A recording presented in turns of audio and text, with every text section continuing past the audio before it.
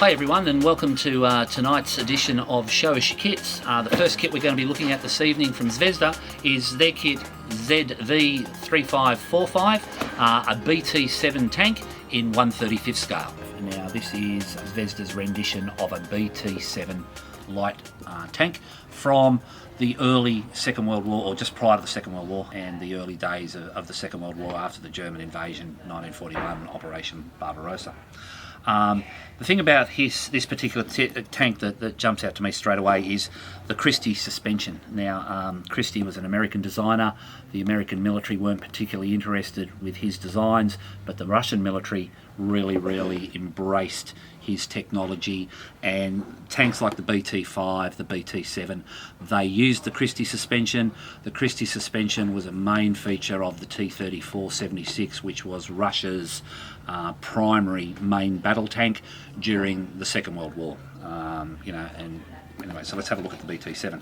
Now, the first thing that I like about this is this really attractive box art. It really pops, and it's a simple tank, but that box art really brings it to life. There's 181 parts in this kit, and when I was originally told about this kit, it was slated to me as a new release. So I got the box, I thought, yeah, this is really good, this is really good.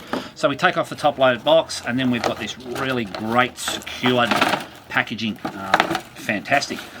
I opened the box, and I was a little bit taken back. The colour of the plastic threw me straight away.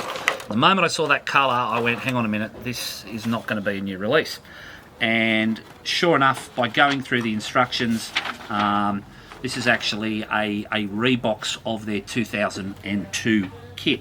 Now that's not to detract from the model, okay? This has a retail price of under $45. So it's less than half the price of the other BT, or the more commonly seen BT tank on the market at the moment, if you can get your hands on it. So at half the price, or less than half the price, it's a pretty solid investment for money.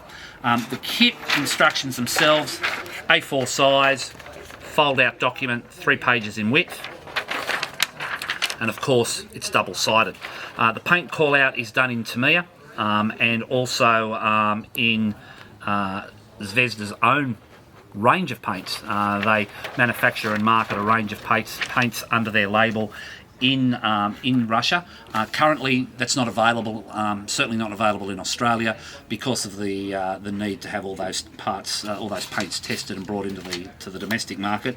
At this point in time they're not available, but it's a BT-7 tank, it's Russian military, so it's going to be Russian green, or there'll be some very simple camouflage pattern. So you really don't need a lot of information on the painting, and of course there's always Google. There's that many reference points now on Google for walk-arounds, for actual real life tanks that are still in museums or scrapyards around the world.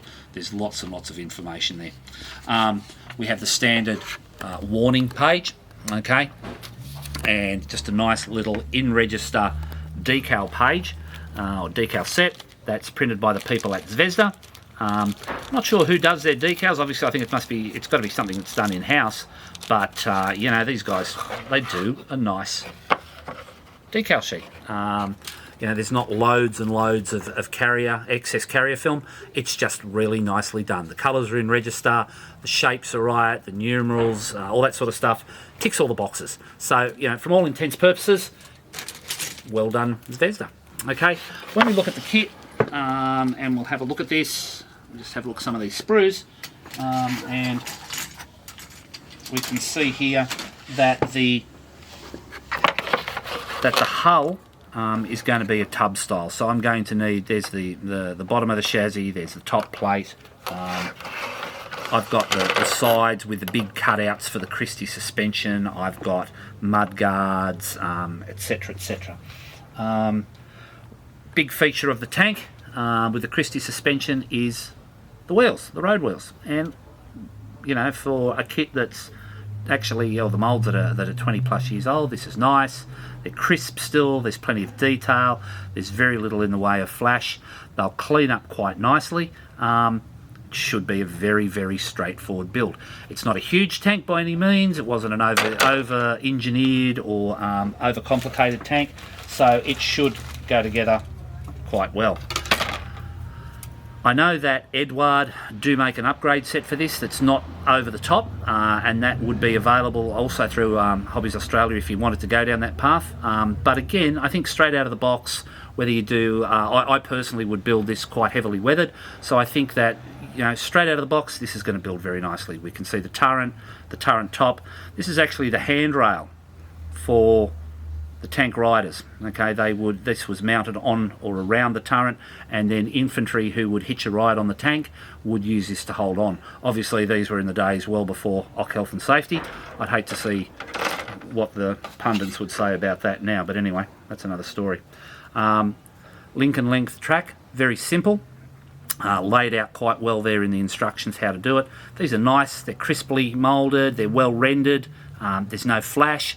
Again, I think this is going to build up to a nice tank, and this is certainly something that could be a weekend project. It's not overly, it's not over-engineered, the instructions are straightforward, it's just, again, a nice, simple, out-of-the-box build. Sure, there could be some refinements, things like hollowing out the horn, doing some work on the driving lights would all benefit that. I guess the tools, the Pioneer tools on the tank hull, probably not everyone's cup of tea. A little bit simply moulded, crudely moulded, but again with some weathering, you can hide a multitude of sins, and I would really recommend this for anybody who wants to try their hand at early World War II Russian subjects. The BT-7 from Zvezda, with a retail price of under $45, is going to be a hard model kit to pass by in your retail store.